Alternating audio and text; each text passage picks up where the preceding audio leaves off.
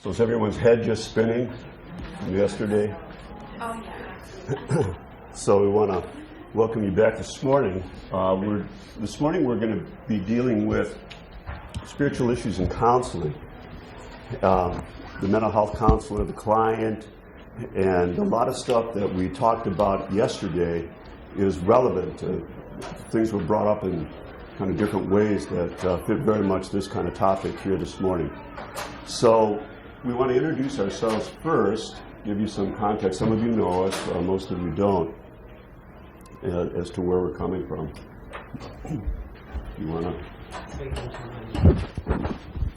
I get to speak first, which is nice. Is it on? It is. Okay. Can you hear me? Yeah, no, this is just for the recording. Oh, all right. Sorry about that. So you This can is talk just, loud. I'll have to talk loud. I used to be a school teacher, so I can do that. Do you want me to stand up? Would that make it easier for you? No? All right. My name is Judy Pardon, and I'm the Associate Director of Meadow Haven, which is a facility in Massachusetts that is the only long-term facility that we know of that deals with this particular population of people that have been harmed through their experience in some high-control situation. 90% of the people that we work with have come out of Bible-based groups.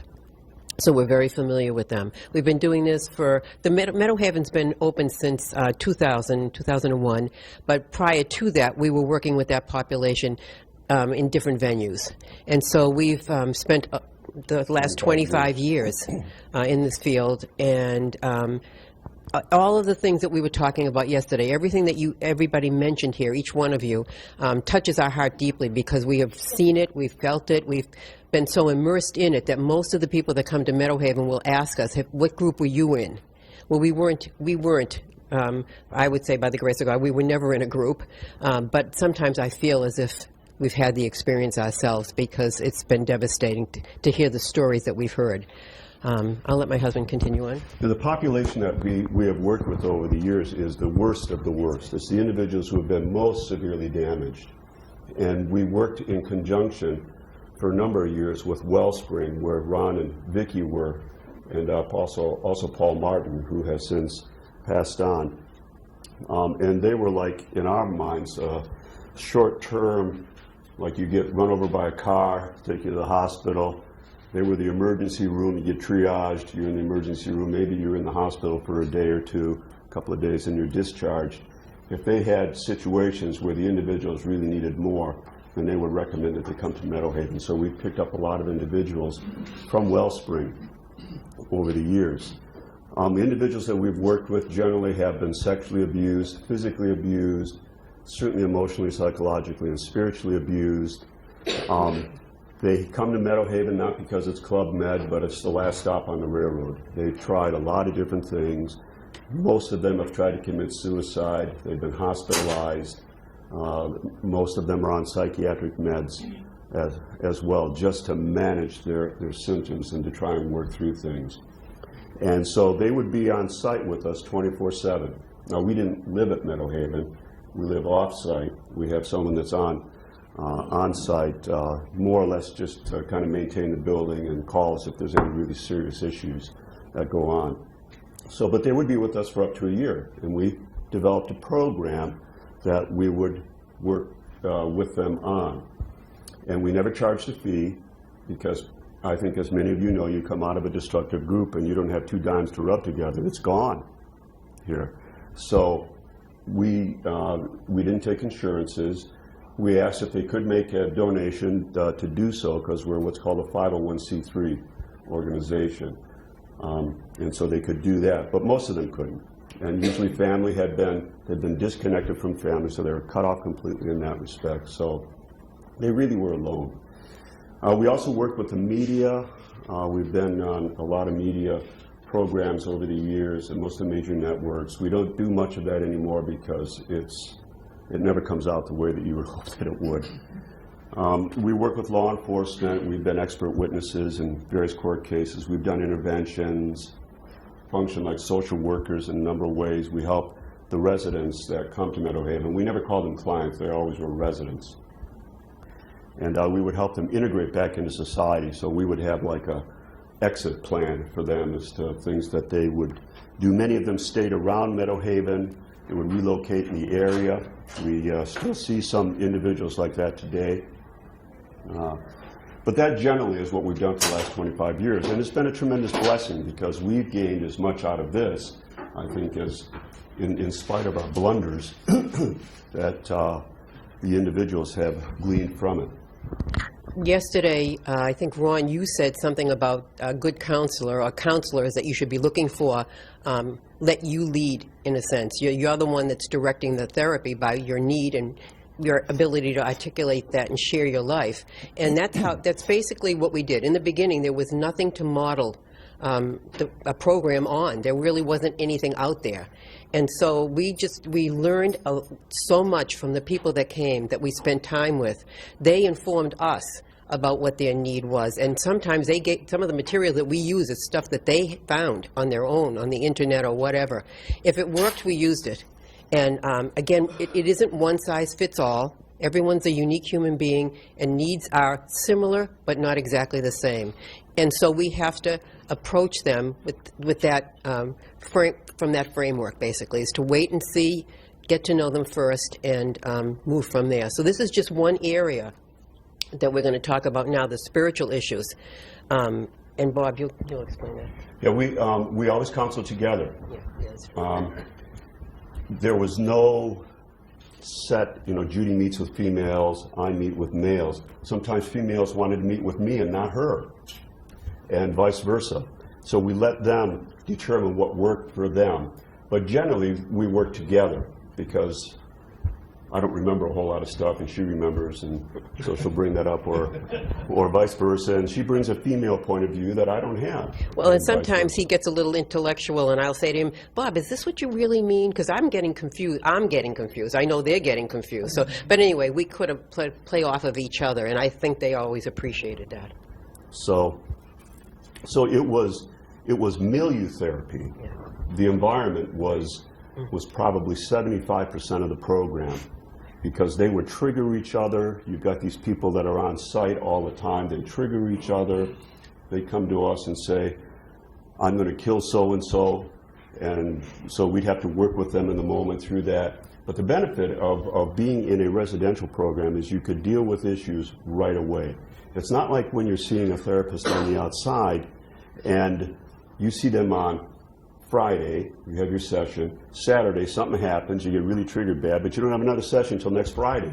And by the time you reach next Friday, a lot of the emotional energy has diminished and it isn't quite as important in your purview there. So we could deal with them right in the moment, and did that usually, and that was very, very helpful. All this was stuff that we realized after the fact. We never realized it was going to be like this going into it.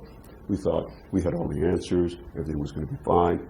After we'd done this for a number of years, we realized, man, it's not us. It's this environment and other people getting involved and all kind of stuff like that. So it's been a real blessing. Yeah, we were always willing to go where the need was with the person. So each person's program sort of was unique in that way, so which is good. All right, I'm going to look at a couple of quotes first. We got these back in the 90s.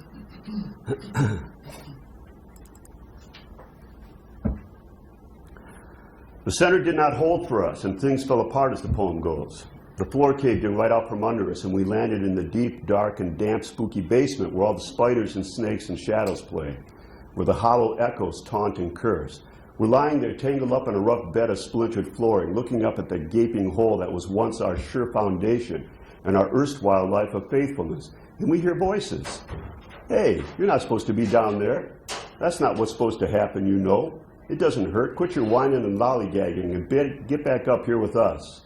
So, what do you do in such a strait? Call for help? To whom? The folks still walking around up on the floor above? Should I warn them? Should I tell them to watch their step, that the floor is not safe? What makes me think that they're not standing on solid ground? I'm no architect or structural engineer. Just because I fell in doesn't mean that they're doing it wrong. Who the hell am I? I'll just scare them and they won't believe me anyway. So what's the point? God will tend to them. Or this one.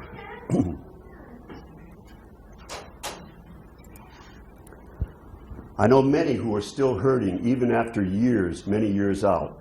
Trust is crucial, not only trusting others, but even more, it's difficult to trust yourself. Everything, feelings, decision-making, discernment capacity, even your own senses. Upon what basis now do we trust? After being so sure for so long that this was absolutely without a hint of a whisper of an innuendo of doubt it, and then to find out not only was it not it, but in fact was deadly. To be so deceived on so decisive an issue, you become a little shy. Many find other former members to buddy up with, and that's very helpful. Easier to trust. It doesn't matter what group or class of group, high-demand groups are in a smorgasbord of flavors, as I'm sure you know. Wait a minute.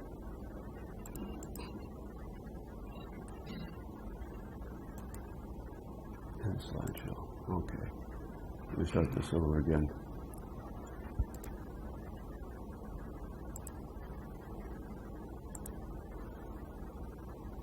All right. So we're going to go rather quickly through a number of slides, and we want to have, feel free to ask questions while we're going through this. What we're going to do in the beginning is just kind of set the stage.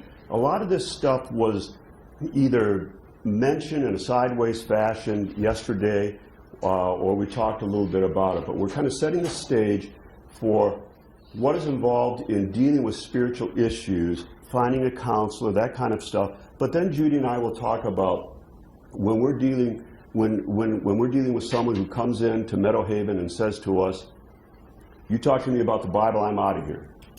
We say, "Fine."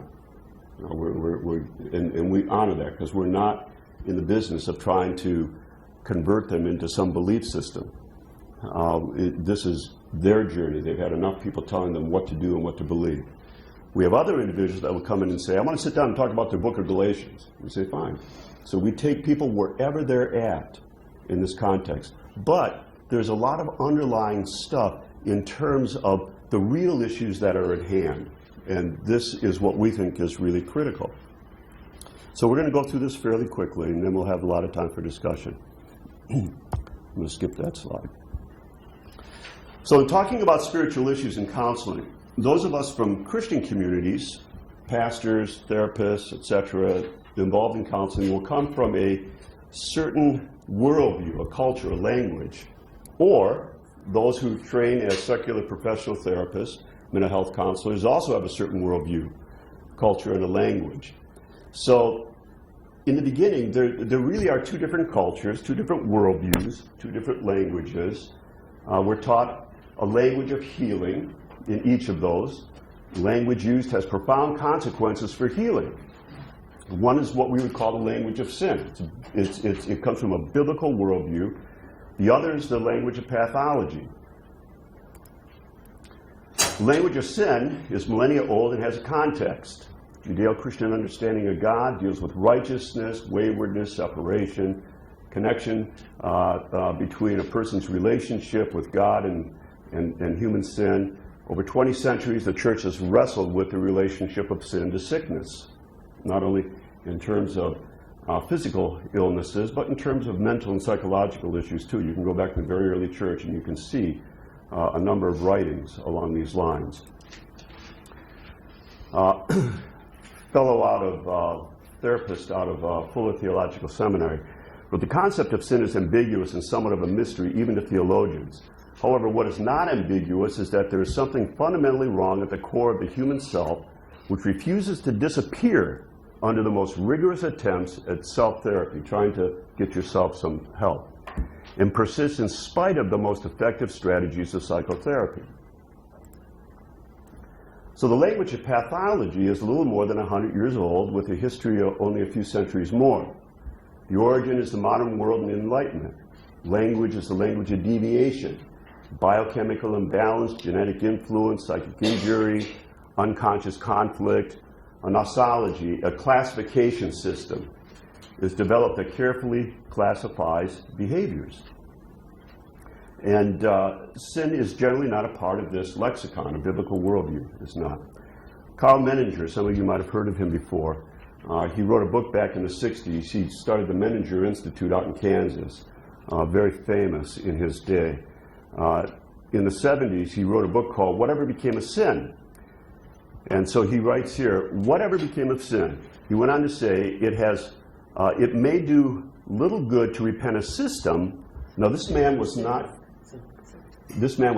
a devout Christian by any means. He didn't go to church. He didn't belong to any kind of religious system, really. But he came to realize this in his practice. He said, it may do little good to repent a symptom, but it may do great harm not to repent a sin. Vice versa, it does little good to merely psychoanalyze a sin, and sometimes great harm to ignore a symptom. So the issue is not whether we should use the languages of sin or pathology. The therapist, and we would condemn, particularly working with this population within ICSA and that, needs to learn the language of both. Know each language's limitations, expand the meanings of our vocabularies, and explore the gifts of each. But there's limitations that are inherent to the language of sin and of pathology. So clergy, we would contend, need to learn not only the language of pathology, but also to extend the meaning of sin to include the language of pathology when dealing with behavior inconsistent with a biblical life. The secular therapist, on the other hand, if they are to do no harm, will need to learn how the religious language of their client shapes the way that they view pathology. Critical to be able to enter into that. And we, over the years, have found some therapists who don't embrace our belief system, and that's fine. I'd rather go to a surgeon. I had to have surgery on my knees years ago. I blew them out playing sports. I didn't care whether the surgeon was a Christian or not. I wanted someone who knew how to operate on knees. That was most important to me. So going to a Christian therapist is not necessarily everything's going to go well. That might do more damage in some respects to individuals that come out of Bible-based groups. But having said that, if you're going to a secular therapist, it's important to vet them, as we talked a lot about yesterday, and make sure that they at least are sensitive to your worldview, that they are willing to learn. Therapists that we've worked with, the best ones are ones that say, hey, I've never really been exposed to this before, but teach me. I want to learn about this. And they'll read books, they'll read material, they'll learn about the group. It's extremely beneficial in that respect. And that's respectful of the worldview, and they're really trying to be helpers in that way. So, Robert Grant, individual who wrote a book called The Way of the Wound, he's a therapist who has a very extensive practice dealing with trauma, travels all over the world. He wrote, a lesson bridge of understanding exists between the disciplines of psychology and spirituality. Neither will be able to guide the trauma victim to his or her final place of healing. Psychology and spirituality need to work together. One without the other, especially in the case of trauma victims, leads only to confusion. The distinctions and interrelationships between these two disciplines are in need of dialogue and clarification. How much more true is this for us who have been severely traumatized in a religious context? Because when that occurs, this isn't like you got involved in some sorority that went south and went bad. This ripped out the core of your person. When you infuse God into a destructive relationship, it amps everything up exponentially. And it makes it extremely difficult then to move forward, because we would always tell the individuals that came to Meadowhaven, they would feel like they were weak, that they failed in some way, even though intellectually they knew that was not the case. We'd say, look, you were the brave ones. It's individuals who, in one sense, say to themselves, either explicitly or implicitly, I may end up going to hell because I'm leaving this group, but I'm leaving, who are more brave in one sense than the individual that stays and only perpetuates their own abuse more and more and more. So it takes a lot of courage to leave.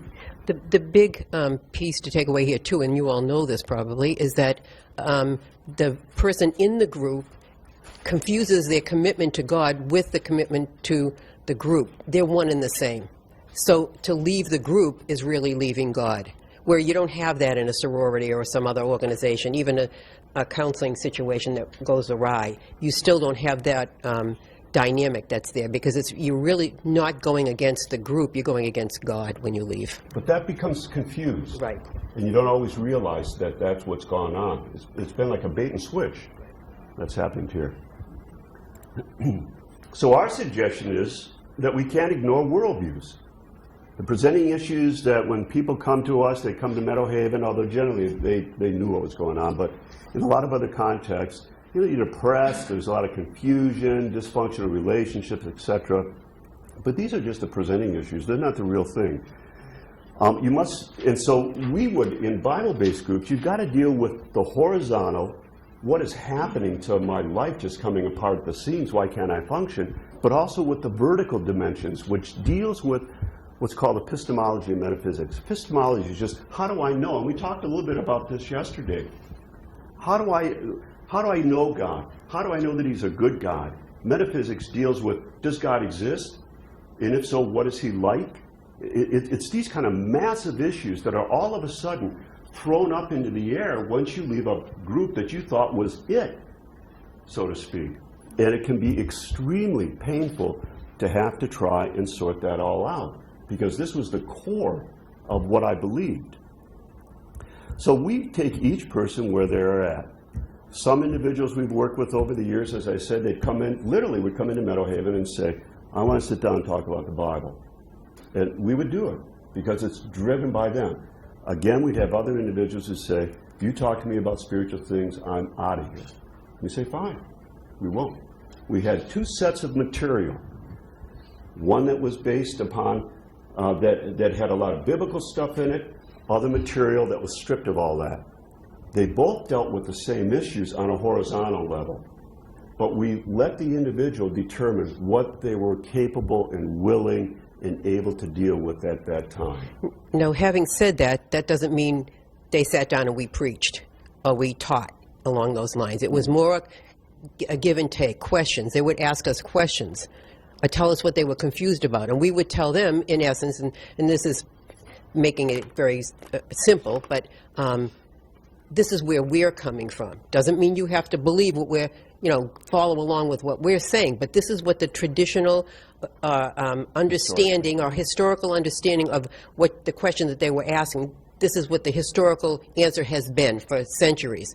What you do with that is your choice. But again, most people didn't say it on day one, maybe a week into it, because trust, if we go back to that beginning piece, is that trust is the most important thing we have to deal with first, before we could ever get to any of this stuff. This is down the road, because people that came into Meadowhaven, they didn't trust anybody, including themselves, and they didn't trust God. And so it took us months to get to a place where they would begin to say, okay, I think I want to go after this biblical stuff. Some of them, it was at the end of the process, they would just come in and say, so what do you think about X, Y, Z? And I would think, oh, well, all right, now what do I think about that? And we'd have to have a dialogue about it. So it wasn't a preaching, teaching kind of thing. It was more of an exposure and an understanding that people outside of the group had a different viewpoint on the issue that they were discussing with us. So it was taken, as Bob said, where they're at, and in a very give and take, sort of low-key way that would not pressure them. Sometimes they would want us to give them an answer, and we'd say, we can't do that. We can't. You've had too many people telling you what to believe. We're not going to be in a long line of people doing that. You're going to have to decide on your own, but we're going to give you as many avenues to look down and information that you can use to make a decision, wherever that lands. That's basically what the approach was like. So this is a little chart that we put together here. Deep trauma creates disconnection. When you come out of a Bible-based group, there's a lot of what we call disconnection that goes on, and suffering across three dimensions. So you've got these three here. You've got the individual who's come out of a destructive group in the middle. He, in terms of his own person, feels a tremendous amount of shame, guilt, defilement, helplessness, confusion, utter aloneness. Nobody understands. I don't know what to do. In terms of others, disrupted relationships, no boundaries, bad boundaries, say yes to things I should say no to, and no to things I should say yes to, isolation, distrust, withdrawal. So it's very difficult to have relationships on a horizontal level. And then in terms of the relationship with God, loss of sustaining faith, hopelessness, despair, distorted image of God, Many have said to us, if this is what it means to serve God, I'm not having anything to do with Him. Judith Herman, who wrote a book called Trauma and Recovery, and we use this very extensively. We used her program and modified it to fit Meadowhaven. But she's one of the few trauma therapists that really talks about destructive religious groups. And she's based out of Boston, where we're located. Traumatic events undermine the belief systems that give meaning to human existence. They violate faith in in natural or divine order, and cast the victim into a state of existential crisis. How did this happen to me? What is my person? Traumatized people feel utterly abandoned, utterly alone, cast out of human and divine systems of care and protection that sustain life. Traumatized people suffer damage to the basic structures of the self. They lose trust in themselves, in other people, and in God. Trust is the biggest thing. So in working with the population that we have at Meadowhaven, it would take a couple months, many times, for an individual to begin to feel somewhat like maybe I can open up and do some trust with these people here. But that's where it's got to start. That's where it's the place, from our perspective, where the violation and betrayal was the deepest, is the place that you've got to begin with. You've got to begin with it, as painful as it is. And this is why it's so tricky finding someone that you can talk to. So, if we were dealing with the person that came in and said, I want to study the book of Galatians, if they were receptive, and we just let them in the beginning, we have a lot of stuff that we would go through. We do testing with everyone that comes in, and we still do that now, because it gives us some other tools. But we will use spiritual and psychological terminology with them, because both can describe the same things. So using spiritual terminology allows us to begin to kind of redefine for them things that have been used against them. Sin, the unpardonable sin, forgiveness, what forgiveness is. You mean a guy, this is war, when you start talking about these issues. Submission, authority, but to do it over a period of time, all within a healthy biblical framework. I have a number of theological degrees. We spend a lot of time, we eat, drink, and sleep this all the time. We, in this context here, we don't do this with everybody. These are just things that we have done. We explore, you can look at prayer in the Psalms, Scripture, as a man thinks, so he is. In terms of the neurobiology, which we'll get a little bit into, but you lay down a whole neural network when you join a cult, when you get involved, when you get recruited into a cult. There's an old adage, nobody ever joins a destructive group, they just delay leaving. And that really is the case. People join what they think is going to be of a benefit. Great place to serve God, great place to raise my kids, do something significant for the world. That's why people join. If not, if you join because you wanted to destroy your life, then you do need to be in a mental institution because there's something wrong there at that point. But people don't join destructive groups for the wrong reasons. So it allows us to, but your self-esteem has been blown apart. So the Scriptures has a lot to say about our thinking on this. Parables we've used in terms of forgiveness issues. Self-esteem issues as well, boundary issues are huge. God's character in the Gospels, where Jesus talks about, because a lot of people come out of destructive groups and they see God as being punitive. He's not someone I want to get close to at all, because it is dangerous. And yet when you look at the Gospels, which destructive groups never go into these sections, where Jesus says over and over again, if you being evil wouldn't do such and such to your own child, how much more is God not going to do that to you? So he's trying to give a picture of a God who is caring and loving. But that's not what you get in a destructive group. Evil with authority figures. Ezekiel 34 can be mind-blowing for people that come out of destructive groups, because it's very, very explicit in terms of bad shepherds and what God has to say about bad shepherds. We use a lot of, we go into the psychological end, allows us to use the language of thought reform. We use a number of different templates there. Some of you might be familiar with Steve Hassan's BITE model: behavior control, information control, thought control, emotion control. You control those 4 elements, you control the individual, you own them.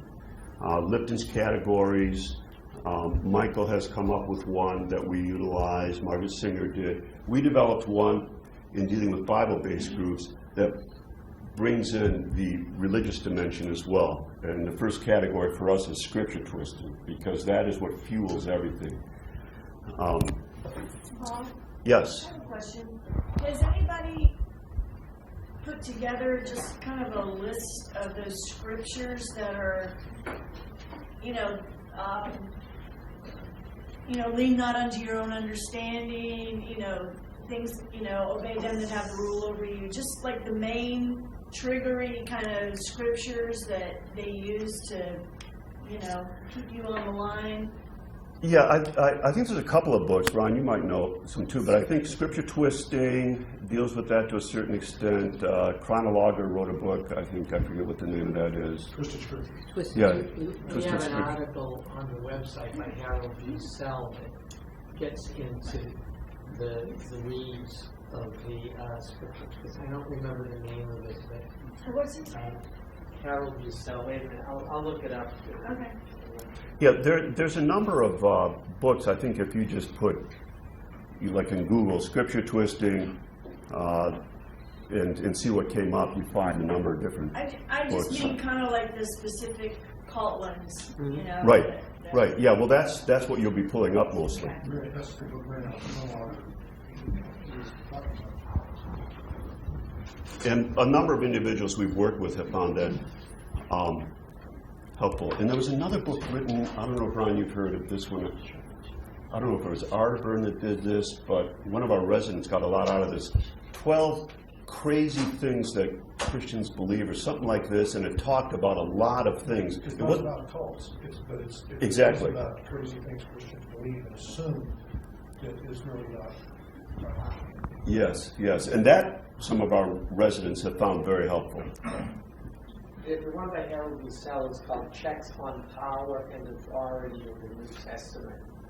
So if you go to information articles, checks, and let's see. Can you repeat And that, Michael? Checks on Power and Authority in the New Testament. Thank And I you. think what he's doing in this is providing biblical reasons, Yes. of why, why power and authority should be accountable and held in check. One problem in the church is when people fail to be accountable to others. Another problem is that when people are accountable, often that willingness to be responsible is abused by leaders. Okay, so, and it's just, Bible talk, but useful for someone who Yeah. needs that. Yeah. He also wrote a book called By Hook or By Crook. Oh, yes, yes. By hook or by crook, you're right. That's another good book. And Thank you. a book with the wonderful title, Lord, I Can Resist Anything But Temptation. Harold, in one of his articles that was originally published in the Broad in the newsletter, Why Evangelicals Are Vulnerable to Cults, had a wonderful little section where he talks about how he's always running into evangelists who are called by God to come to New England in the fall. He says God doesn't ever seem to call them to come in the winter time. Exactly. And he honors. So we, and then dealing with trauma terminology, post-traumatic stress disorder, complex post-traumatic stress disorder. Most individuals that we work with that come out of destructive groups really are suffering, laboring under complex post-traumatic stress disorder. This is different than just regular PTSD in the sense that it's more enduring. It doesn't give way easily to just kind of a short-term counseling situation. It takes more time to really work through those issues. But it deals with issues of terror, disconnection, and captivity. The person feels like they're in captivity, disconnected across the board. Mental disorders, mood disorders, personality disorders. A number of the individuals that we've worked with, they've come to us again after they've been elsewhere, and unfortunately they get diagnosed with either being a borderline personality disorder, which they have borderline, what are called borderline symptomology,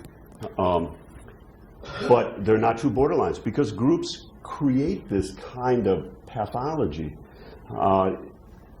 And or they get diagnosed as being paranoid schizophrenics, and that creates huge issues because these labels follow you if it gets established. So it's helpful to kind of work with them along those lines. And we have a consulting psychologist who's very good that we have worked with. Ron's helped us a lot over the years too on some separate cases. Then we deal with the neurobiological here, because this helps to give a hard science to the soft science of the whole psychology, and that a lot of, as I think most of you know, some groups, it is anathema to go to a therapist. It's bad. Bad things are going to happen to you. And even though intellectually you might say, no, I know it's crazy, I need to talk to somebody, still nonetheless you're like damned if you do and damned if you don't. But what happens with the neurobiology is there's been so much done in just the last 20 years, 10, 15 years in this arena, that you can help the individual begin to see that their neural network has been altered by the group. And that's the bad news. The good news is that unlike any other organ in your body, your brain is plastic. And you can, by the way that you think, you can change your neural network. You can do that. You can't change your stomach, you can't change your liver, you can't change your heart. You can change your neural network by how you think about certain things. But it's got to be very intentional. And it's hard work. It's like learning another language. You've learned the language of the destructive group. And what ends up happening on your cortex language, I'm using this kind of figuratively, but not in this arena right here, but language takes up a certain territory, real estate in your brain. And why it's so difficult for adults to learn another language is because all the real estate's been bought up. And the people who are now living on that real estate, they don't want to give up their territory when you're trying to move somebody else in at this point. It's similar in that respect in having to undo the old neural network and learn a new one. But the old neural network, the one that was in the cult, you're on the highway to hell with a lot of things that you think about, you get triggered, and all of a sudden you're off to the races. So how do I stop that? Well, we get into that on a neurobiological basis because that allows the individual to begin to see that, oh, I can do something. I can feel in control, because what happens when you're in the group is you've lost control and you don't trust. So how do I regain control of my life, and how can I again begin to build trust? So we use that in conjunction with the psychological because it gives more of a holistic approach towards dealing with this. So the goal in dealing with someone that comes to us and wants to deal with the whole biblical is we'll say to them, look at, one, we want to get you out of here. Our goal is we don't want you here, we want you out. And now we mean that in a loving way, but we don't want them to become dependent upon us. But the second thing is, when an individual can come to a point, if they want to maintain their Christian commitment, but they can begin to come to a point where they say, I would never wish this upon a dog, but in some respects, I'm glad I went through it because I know myself better, I know other people better, I know God better. Then they can say, you, the perpetrator, meant this for evil, God meant it for good, because it made you a better person. So that is a long journey. And the other thing is that, and we were hearing this yesterday, we often say healing is like climbing flights of stairs. This isn't something where you just go for 6 months. If you were in a group for an extended period of time, there was a lot of stuff that was done, and you just don't change that in just a few sessions. This is going to take a long time, but a lot of times you get tired of going to a counselor. You get tired of talking about this stuff all the time. when is life going to, quote unquote, begin for me? Well, this is all part of the journey. So we would tell our residents, this is like climbing flights of stairs. And you go up a number of flights, and you're dealing with stuff, and you finally reach a landing where you say, you know, I kind of like the view here. I think I'm going to take a break. And you set up light housekeeping on the landing there, and you're looking around, and you're enjoying it. But then something happens later on. And you come to a place where you say, you know, I need to move up some more flights. It's that way. And so it's not just this one trajectory where you're going up. Sometimes you're going back and forth a little bit. But it's okay to take time outs and to say, I need some time to rest in the process and just do what I want to be able to do without pulling out all of this stuff.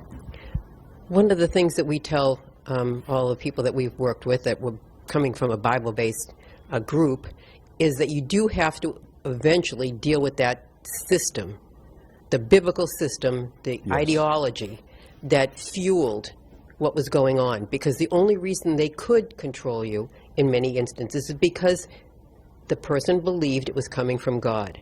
So what do you do with that? You have to undo that. You have to understand what was good and what was bad, what was accurate, what was not consistent with centuries-old Christian teachings. And so whether they did that with us or not, they eventually would have to do that. And yesterday, the thought came to me, a good analogy, I'm not a mechanic, so if I'm not saying this correctly, just ignore that part.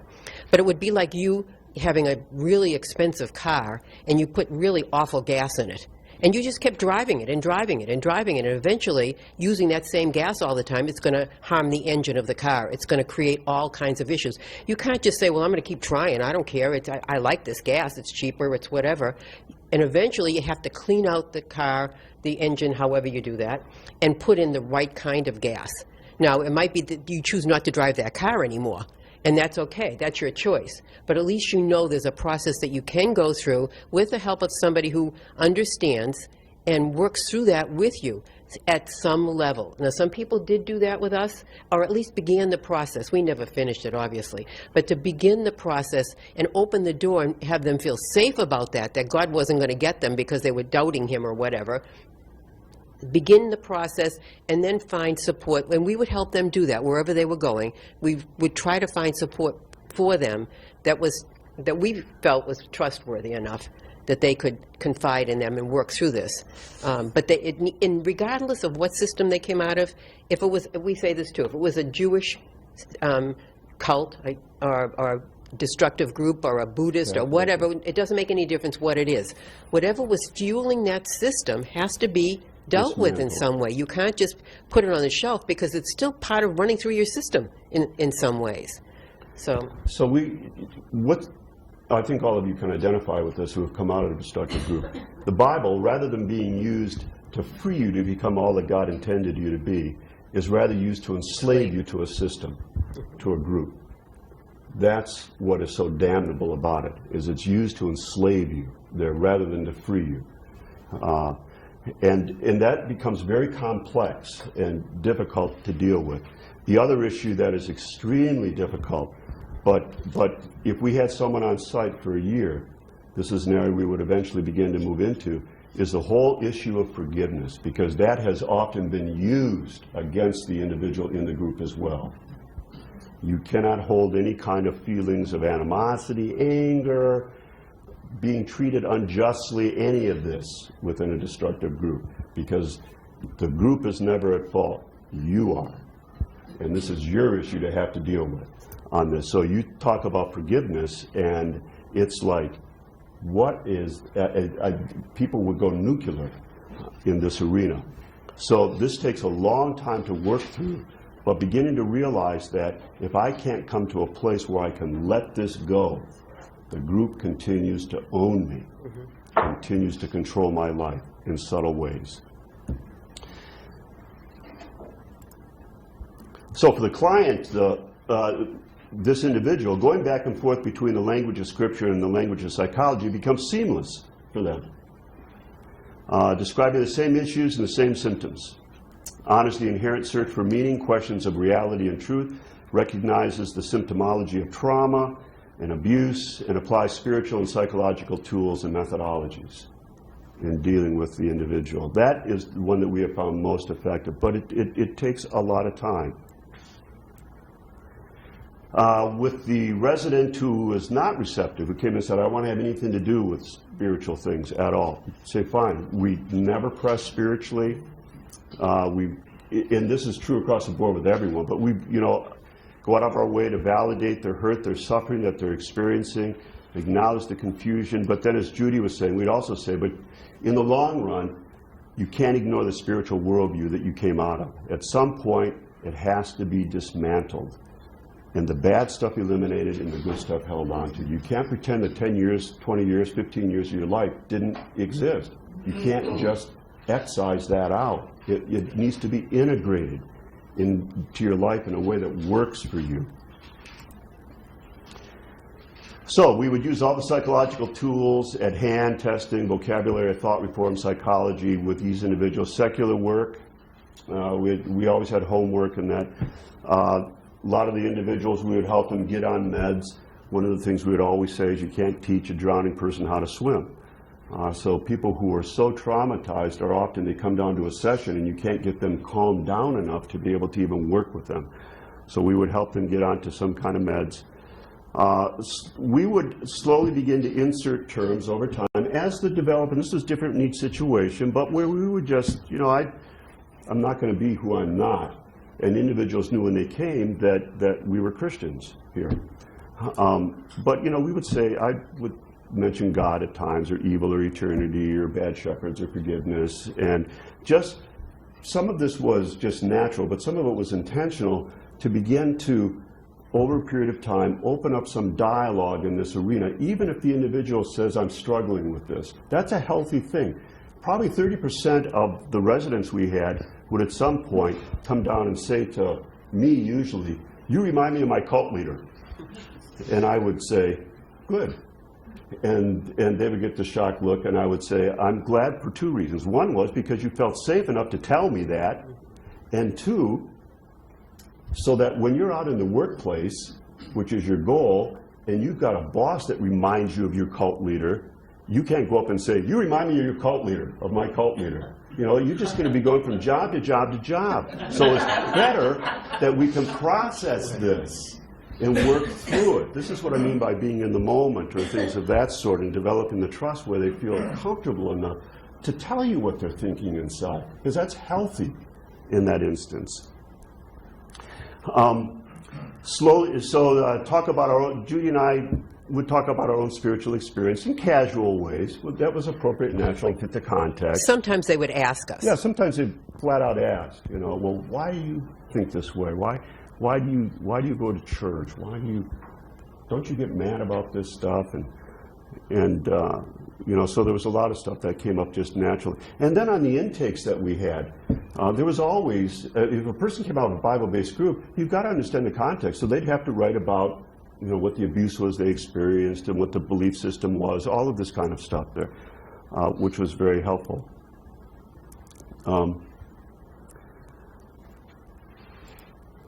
So the goal of this approach then, and this is true of the previous one as well, but it's more if the individual didn't want to deal with spiritual things at all, was to bring healing and reduce symptoms as best as we were able to on a horizontal level for them, ease the religious triggers, to be able to consider the larger metaphysical and epistemological issues that really are at core of this, deal with the relational issues. Boundaries is always a huge thing.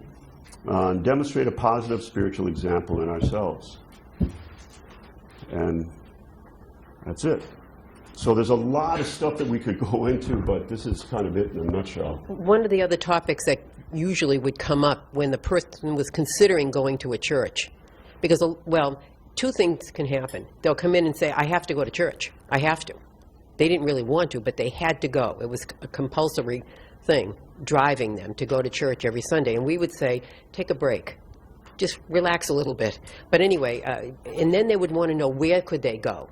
And so the next topic that we're going to be talking about is make the safe haven kind of thing. This wasn't operative then, but we knew certain churches in our area that supported the ministry and also were more aware of the dynamics.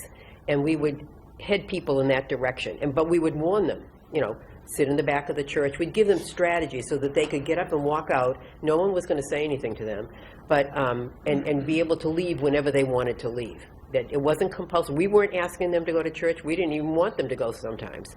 And they really appreciated that because they knew that we were churchgoers or that we were believers, and we weren't pressing that on them at all. So that was a topic that came up very often. Any questions? Maureen?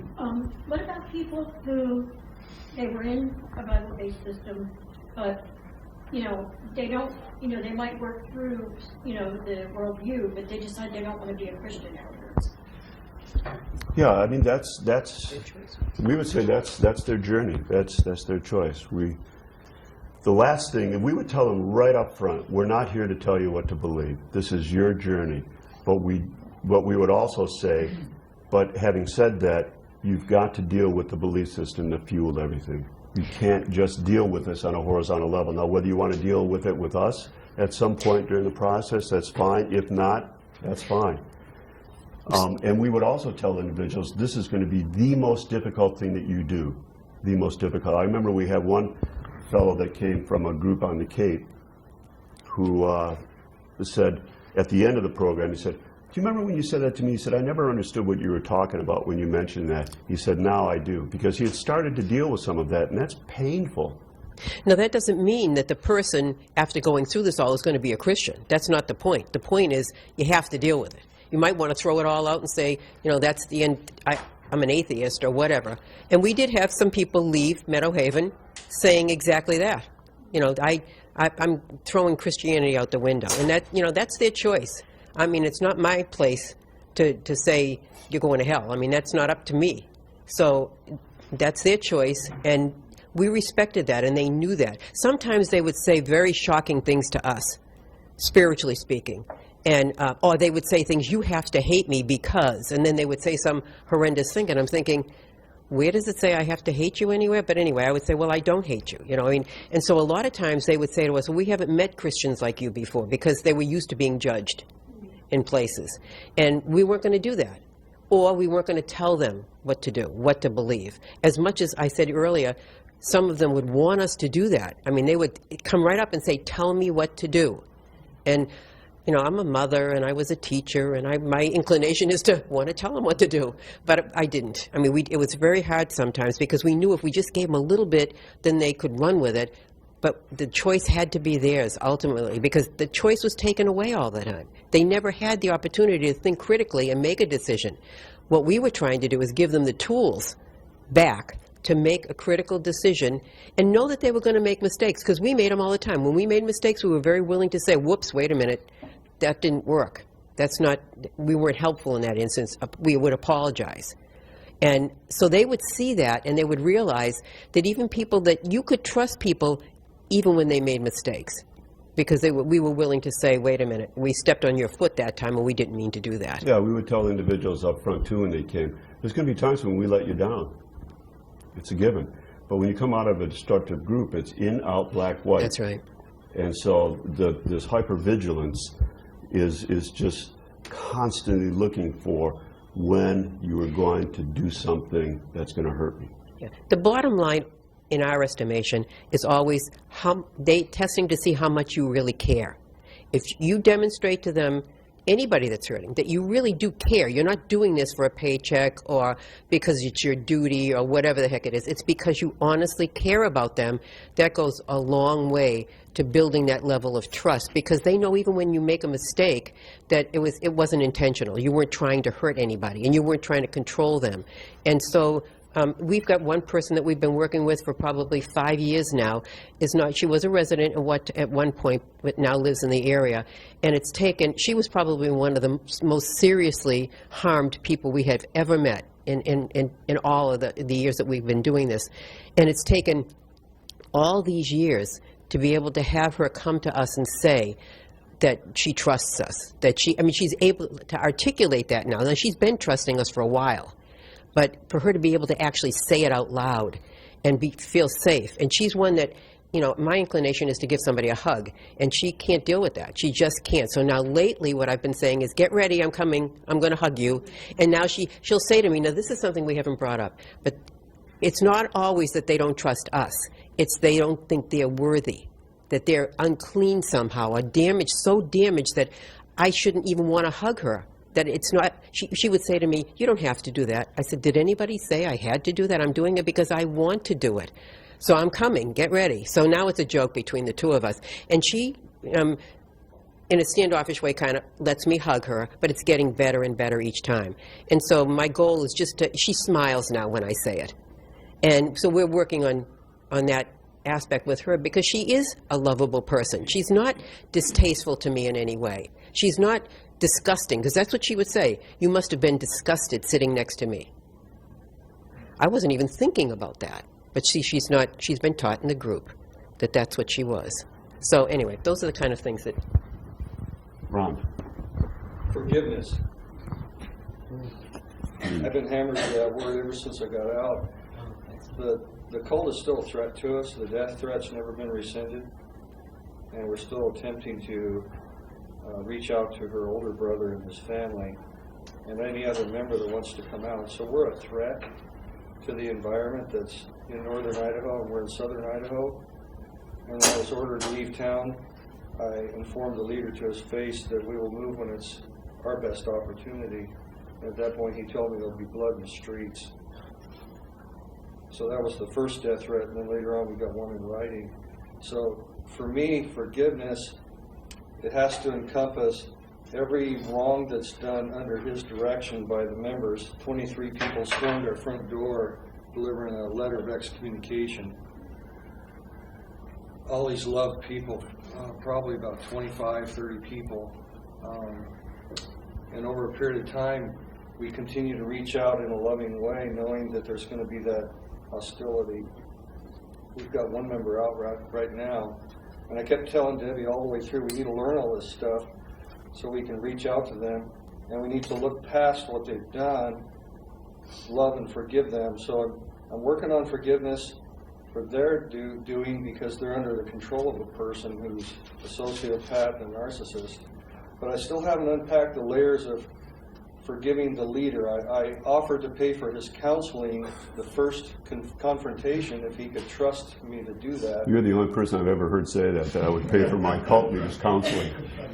Usually they say, I'll pay for his execution. So I'm working with this forgiveness thing, but it comes in layers. I'll cycle in, and then the next day I want to see his shadow removed from the area. From our perspective, this is ground zero. This is the hugest issue, and it is a long, long process. It's a journey that each individual has to work through on their own. And from a biblical perspective, the group has generally taught you a lot of crap in this instance. Forgiveness is not reconciliation. Forgiveness does not mean that you forget necessarily. You would be foolish to forget. If you're going to constantly be putting yourself back into a toxic situation because you have forgiven, that is wrong there, and that's not biblical either. But these are the kinds of things that are used against the former member.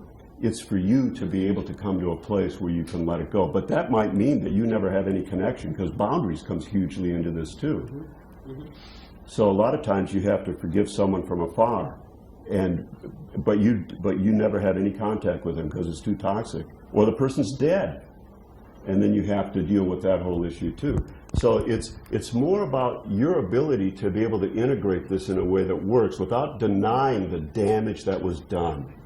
That is so awful when you hear Christians say, well, you know, I just kind of forgave and moved on, and that is the exact opposite, I think, of what biblical forgiveness is there. Yeah, and it can take years and years and years. So C.S. we're Lewis, not suggesting that. It's quick. At the end of his life, about 2 or 3 weeks before he died, he wrote a letter to this woman here in the States where he said he had finally come to a place where he felt he was able to forgive this headmaster that he'd had as a little boy in a boarding school that used to beat the living daylights out of him all the time.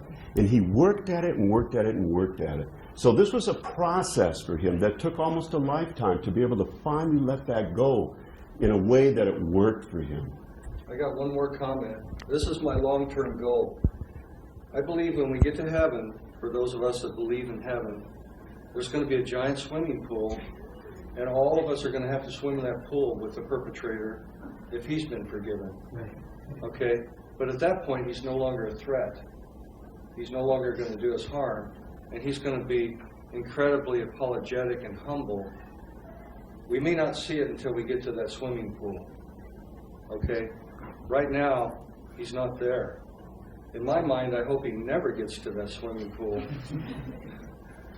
But I have to be willing to accept the fact that he could be there in order for my opportunity to get into the pool will happen. So I have to be willing to forgive, but I haven't reached that point, and I don't know when it's going to take place. So I'm committed to it. That's all I can say. Yeah, and that's all you can do. And that's all you can do. And That's just right. be willing to work through it. But this is the most painful thing. Thank you. When, It is. When It you've really been so is. severely damaged, your family's been damaged, your kids, maybe the marriage has been impacted greatly. This creates titanic issues emotionally and psychologically. You just don't. This isn't like your next door neighbor, saying a bad word to you when you're out in your backyard. This is awful stuff to have to deal with. So, but unless you do, it will continue to deal with you. And that's what you don't want. You don't want the group to win. Well, you probably have met people who hold on to a grudge for 10, 15 years, and it's eating them up. And that's the point, is you don't want that to happen. That you're working on it. You're thinking about it. Conscious commitment each day to put it aside.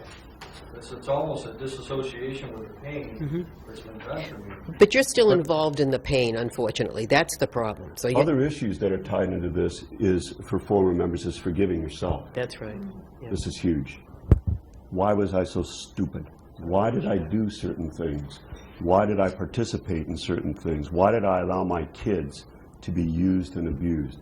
And being able to come to a place where you can work through that and forgive your own person there. When others, maybe your kids don't want to forgive you. We've dealt with many situations like that with SGAs, that they don't want to, they cannot understand why their parents did this to them. So even in that environment, the parent being able to come to a place where they're able to forgive themselves, and then forgiving God, which is also territory that a lot of believers don't ever want to go into, because God is someone I don't want to mess with here. And what does this mean for me to forgive God? It just raises all kind of issues. Should I forgive God? One of the things, kind of two things. One, when I finally got to a place where, because I had a very abusive background, and then I went into the cult, which was familiar because of my background. So when I finally forgave God, established a relationship with Him, and did all those things, and I was able to really come to a place to forgive the perpetrators and everything, my conversation with God was, I don't really care if they're in heaven, I just don't want to have to stand by them and see. That was my request. and I thought God was okay with that. But the other thing I learned in my whole process was that they won as long as they were still in my head. Yeah, exactly. It's a real threat that you have to look at and deal with. But in some ways, they're already exerting power over you because you're having to live with that threat. Yeah. There's nothing ever Yeah. happens. Yeah. And so it's kind of, your journey is even more difficult because there's a real threat there, and yet they're still in your head. I'm still doing battle with him. Exactly. I met him at McDonald's. He had the arrogance to come back into town during the period of the death threat. She was given 1 year to live,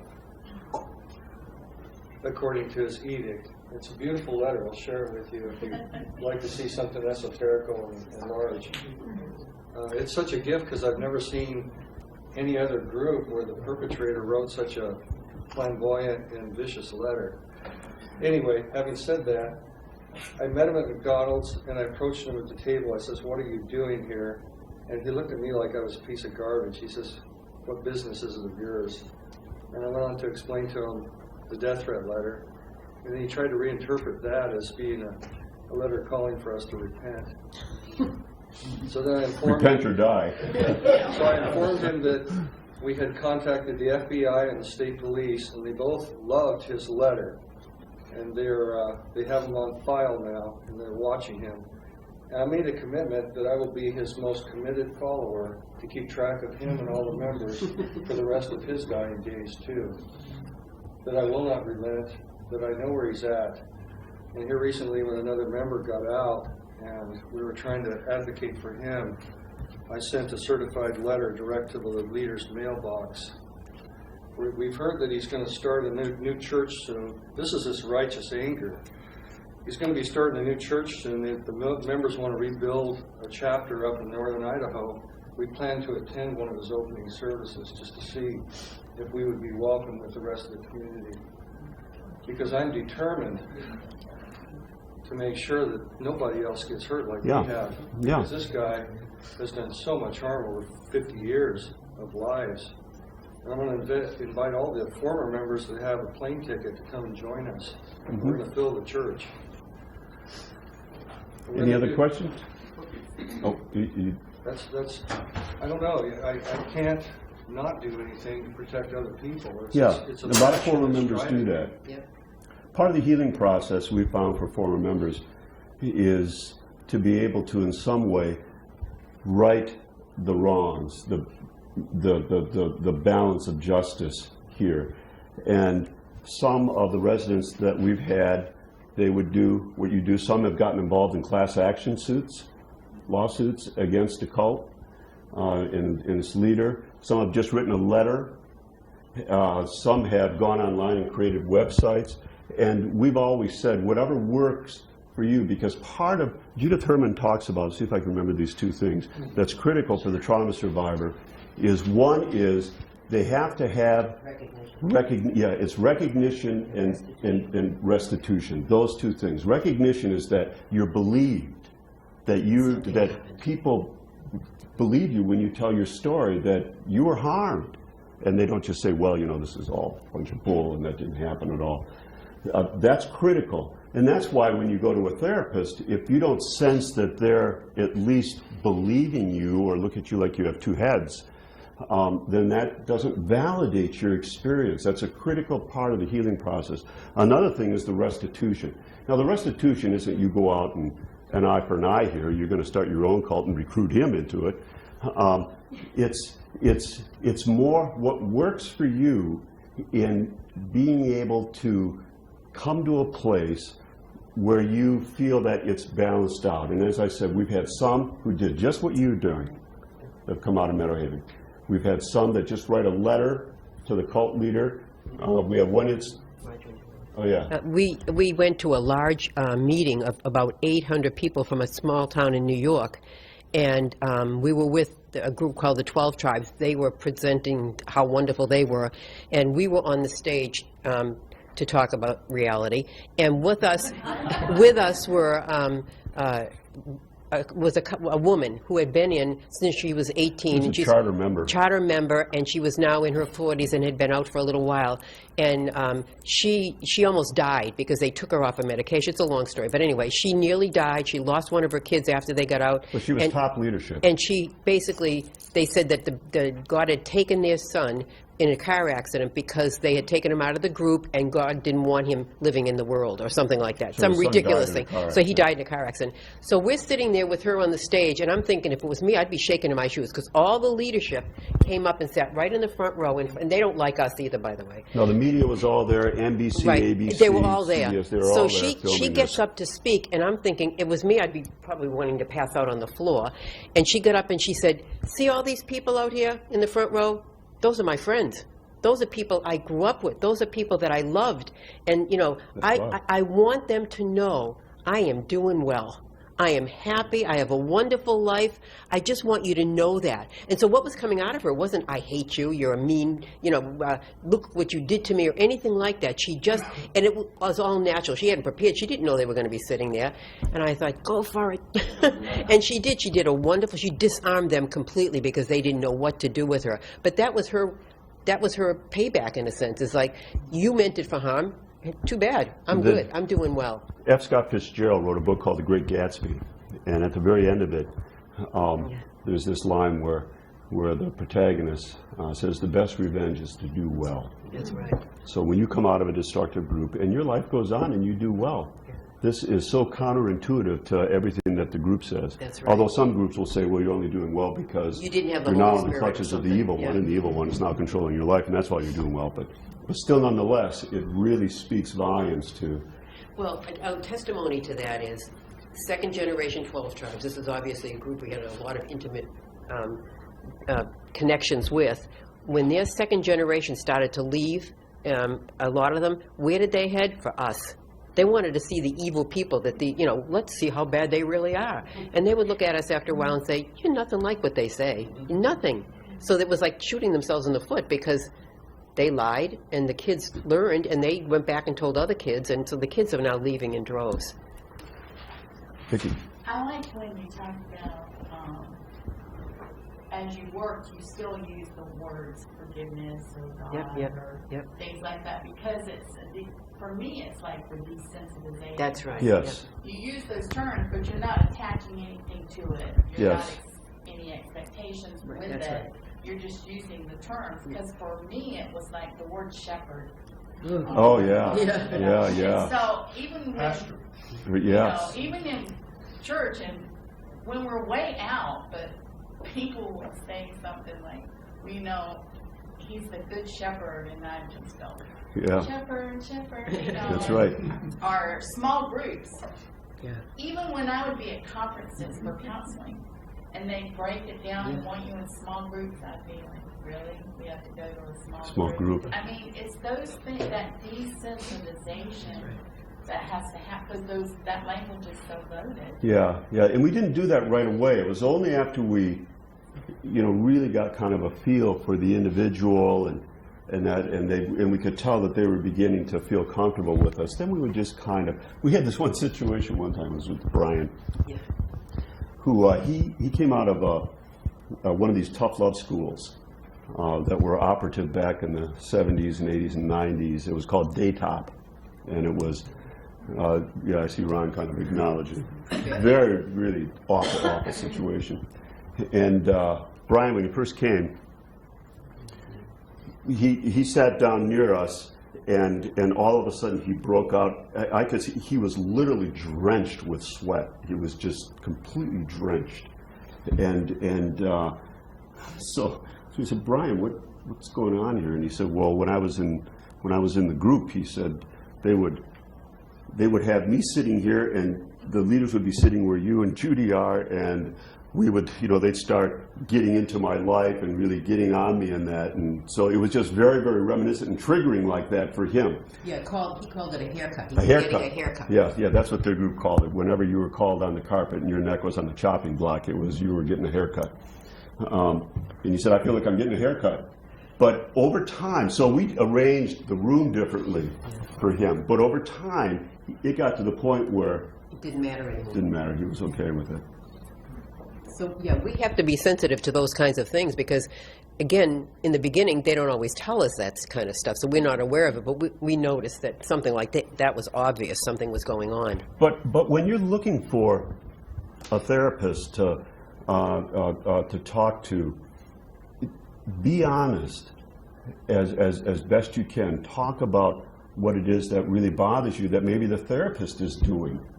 It's very important. One of our former residents, well, she was actually a resident at the time that this occurred, wanted to go talk to this psychologist that we work with on occasion, a Christian psychologist. And she said, "I want to go and see if he's going to listen to me." And we knew him well enough, so it's fine. So she went, and every time he did something that set her off, she told him, "Don't talk to me like that. Don't use that word. That Don't say reminds this." me of this, And he said, "That's great," and he would write it down, and he was incredibly sensitive to her because he wanted to learn. And she, over time, she didn't see him every week or anything like that, but she did it regularly enough for that specific reason, to teach him, how to. She came from the Children of God, which was a terrible group. and had been in it for 30 years or something. Yeah, at least. Had 12 kids and just had a horrendous life. And sometimes that's shocking to the therapist. They're like intrigued by the story, and so you have to be careful not to go, oh my gosh, every 5 minutes. But anyway, he was great, and it paid off. Now she thinks he's the next best thing to sliced bread. Now when she comes to see us, she always goes to see him as well. So people will learn, and there are people that are willing to teach them as well. And if you know the person cares for you, Yeah, that's right. that's 90% of the situation. It really is true what it says in the Bible, that love covers a multitude of sins. Yeah. You know, if you know the person cares for you. Yeah, I'm curious about the term that you used earlier about forgiving God. Yes. Talk about that. It's a new idea to me. I've not heard that phrase before, and I don't understand what you might mean. Yeah, I mean, I think from a historic Christian perspective, God doesn't need forgiveness, but that doesn't change the fact that the former member often feels really violated and betrayed. Here I was in this group, I was praying, I was committed so deeply, and you let me down. You betrayed me here. Working through all of that is I would contend, if you're going to try and reestablish a relationship with God, it's got to occur. Because otherwise you're dealing with this God who, he did it once, burn me once, shame on you, burn me twice, shame on me. It makes it very difficult then to try and reconnect if that's the direction you want to go in. What jumped out at me in your presentation was the eclipsing of God with a cult leader or with a group itself. It's not like eclipsing with a shadow, it's like a false light almost that they That's right. replace slowly and subtly. It's a lot of subterfuge. I'm just thinking in all traditions, or major traditions, Jewish tradition, Catholic tradition, Protestant tradition, the greatest commandment is thou shalt love the Lord your God with all your heart, all your soul, and all your strength. And I think that's the majority of people that get involved in a group. That is their intent. And then to have that slow erosion of God with the substitute, and then all the abuse and damage that happens, with all the smoke and mirrors that keep you off balance, we can't see that through, is you sure wouldn't want to be in a cult leader's position talking about the lake of fire, to violate the bride of Christ, to return to God, and you took that. Anyway. Yeah, absolutely. Just real quickly here, this is something that we use a lot. Human beings, every human being has a need to be a somebody. Now, we don't mean in the sense that you're narcissistic, you're patting yourself on the back and saying how great you are, but in the sense that you have a healthy sense of your own person in this. But there are three critical factors. It's like a three-legged stool where you've got these three legs, and if either one of these legs is missing or is stunted, it impacts tremendously your ability to function as a healthy human being. Now, all of us are on a journey to being a somebody. Some of us have come from more dysfunctional families of origin. Groups only exacerbate any issues that have been latent there to begin with. But essentially, these three characteristics are vital.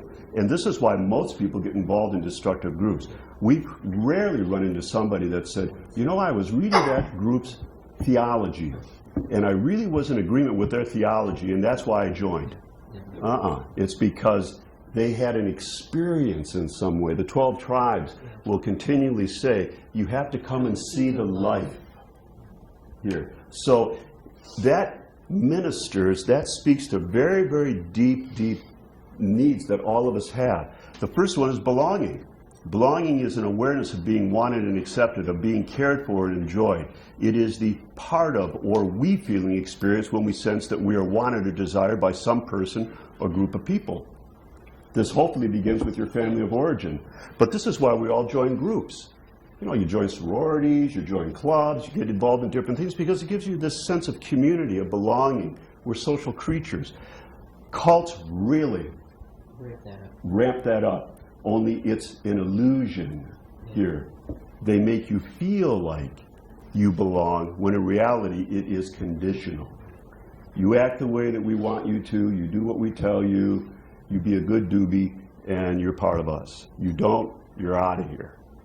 That attacks the very core of your sense of self-esteem. Belongingness, after belongingness comes worthiness. Worthiness is a feeling of I am good, or I count, or I am all right. We see ourselves as having intrinsic value. We feel worthy when we do as we should, and we verify that sense of worthiness when we sense others' positive attitudes towards us and their hearty endorsement of our actions. So you're in the group and you're functioning along, and everyone is saying, gee, you did a great job on this. You led how many people to Christ? You came to how many? You gave so much money. You know, you got their hearty endorsement of all the stuff that you're doing. But then that endorsement begins to drop away, which a lot of you were kind of implicitly saying yesterday. That attacks tremendously your sense of worthiness, of having intrinsic value there. And if you get kicked out of the group, what does that say? You're a piece of trash. Exactly. Unless you realize that they're the ones. Exactly, but that's tough. But you know, a lot of times, and that's a very good point, former members frequently, intellectually, they know that there's no way I can go back there. This was an evil group, it was bad, but this is where I live. This is where I live. And so they can operate still under a lot of that programming that had gone on. Then competency. Competency is a feeling of adequacy, of courage or hopefulness, of strength enough to carry out the tasks of daily life situation. It's the I can feeling of being able to face life and cope with its complexities. This is your ability to be able to move out into society and to feel that you can handle the difficulties that arise. Not in the sense that you're always going to be successful, but that it works. What often former members do when they get out, their belongingness has been trashed, worthiness has gone down the drain, and so they will work really hard at being good at something, particularly second generation. They work really hard at school, whatever, just so that they can be good on something to try and compensate for the vacuum that exists in belonging and worthiness. But this catches up to a person after a while. They go from relationship to relationship to relationship, looking for some place to belong. So this is a critical thing that's part and parcel of the whole healing process in coming out of a destructive group. And we would work with individuals on this when they were at Meadowhaven, to give them this kind of graphic and to see that, okay, these are the areas that I want to really try and focus in on. So we're at 10:30. So we need to take a break, and I guess we'll start again at 11. Thank you. Thank you.